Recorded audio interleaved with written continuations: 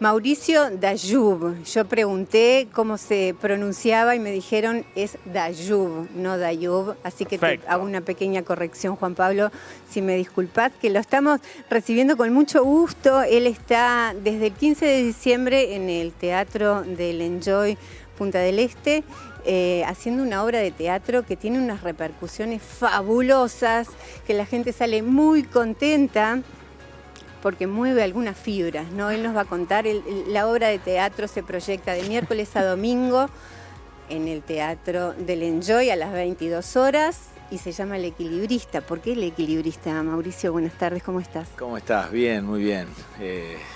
Bueno, un poco porque está generado a partir de una frase que decía mi abuelo, que el mundo es de los que se animan a perder el equilibrio.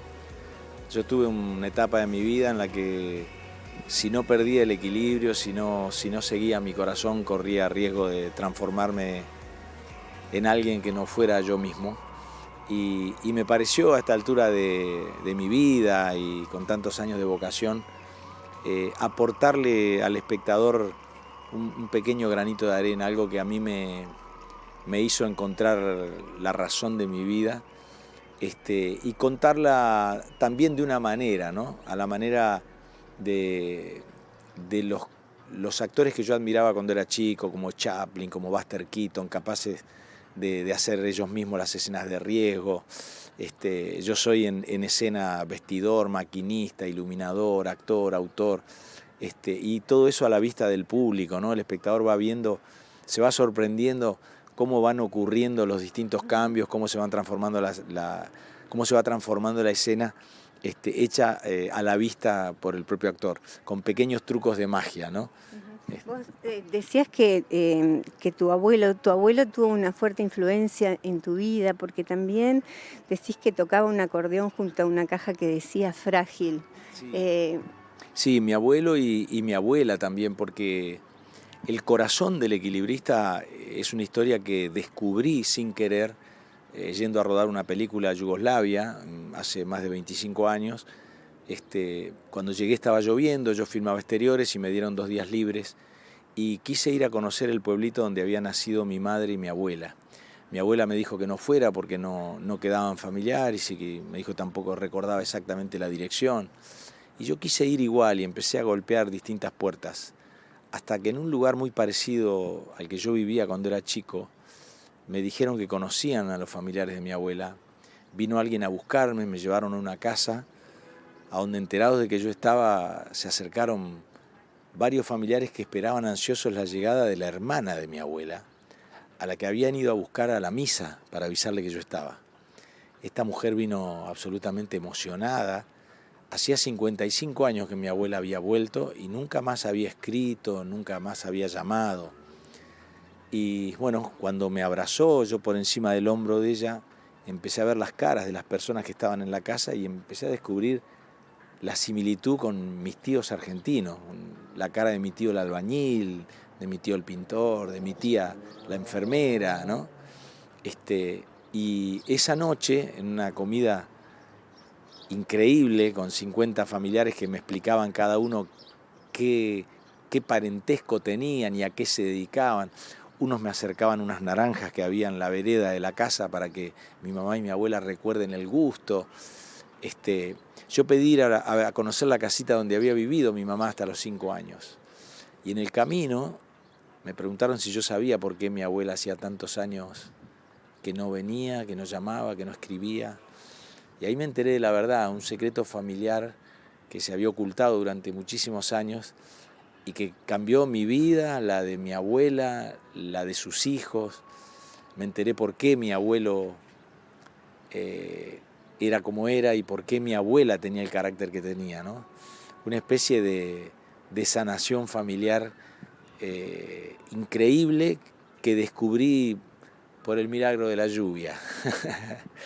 Y esto lo desplegás en el espectáculo. Es un espectáculo que habla de la vida, de los lazos familiares, del legado sanguíneo. Sí, sí. Es un espectáculo que mientras te divierte muchísimo, porque ver a los familiares siempre nos resulta divertido. Además está hecho como para que el público no vea solo mis tíos, mis tías, mis papás, mi infancia, sino que se ve a sí mismo, ¿no? El espectador va viendo a lo largo de su propia vida a sus propios familiares durante el espectáculo. Y esa risa, todo el tiempo, así me lo dicen los espectadores, ¿no? Es como llevada hacia el precipicio de la emoción y se aguanta, hasta que en un momento no se aguanta más y nos emocionamos todos. Se emociona el público, me emociono yo porque es mi propia vida y porque en el fondo no puedo creer que la historia de dos inmigrantes anónimos represente a tantos abuelos, a tantos tíos, no solo en la Argentina, sino en Uruguay, como lo probé en Montevideo, en Madrid, como lo probé a mitad de año, en Israel, como lo probé en Tel Aviv. Me resulta eso muy conmovedor, algo que yo necesitaba, que yo quería producir en mí, terminó siendo lo que necesitaba tanta gente, ¿no? Y a vos particularmente, ¿qué te pasó en tu vida? Porque decís que es la historia que cada uno de nosotros podía contar si volviera a ser un niño. Entonces, ¿qué te pasó a vos personalmente? Bueno, yo quise contarle a los demás que estaba bueno perseverar en los sueños que uno tiene. Porque yo sentía que había sido rechazado por distintas razones que no eran importantes. Y finalmente por insistir, por confiar en que si trabajaba bien, si vivía bien, si hacía buenas acciones, a la larga los demás iban a poder valorar esos méritos, digamos, y que si no ocurría, yo me iba a pasar la vida viviendo como yo quería y no como me indicaban los condicionamientos sociales. Yo me quise resignificar mi vida de alguna manera y redignificarla.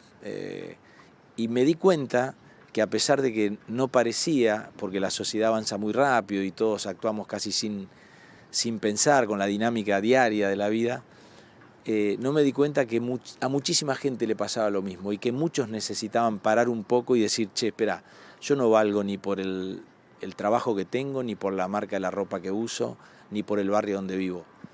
Yo valgo por lo que soy, por lo que hago, por lo que me legaron mis abuelos, mis tíos, por lo que significo entre la gente que me conoce, por las acciones diarias. De eso un poco va El Equilibrista.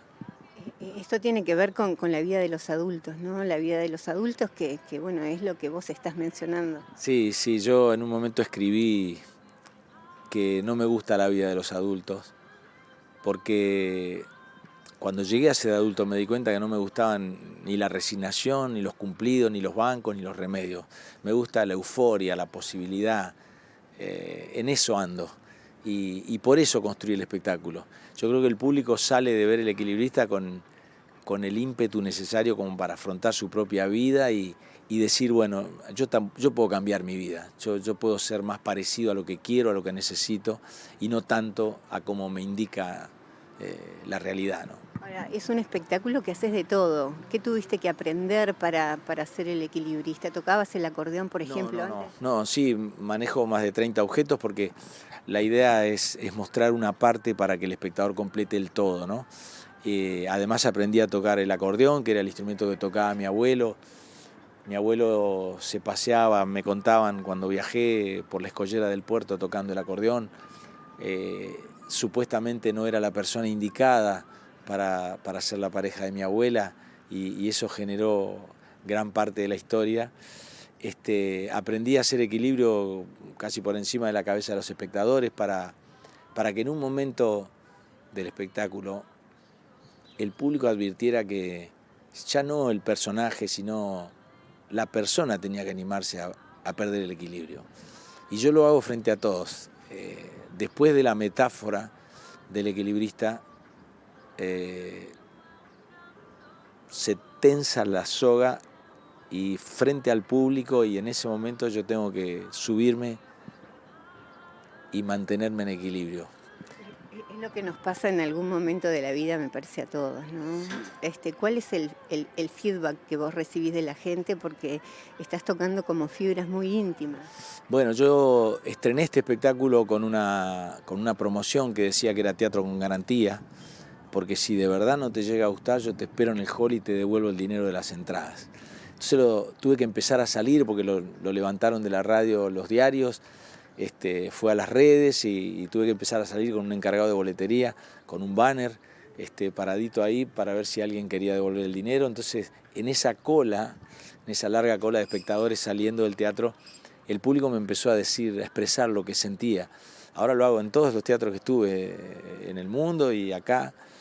Salgo inmediatamente y la gente se queda. Y lo que más se repite es el agradecimiento. Me agradecen lo que sintieron, lo que vivieron, y eso hace que los que han venido solos quieran venir con los hijos o con los padres para compartir ese sentimiento, ¿no? Muchos de los espectadores que tengo ya la han visto, y eso para mí es extraordinario y creo que es parte de lo que ha traccionado tanta cantidad de espectadores. Llevo más de 100.000 espectadores en casi 600 funciones que hice, y las frases del público.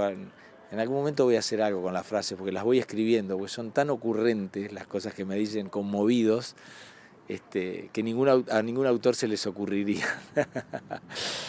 Muchísimas gracias, un gusto realmente.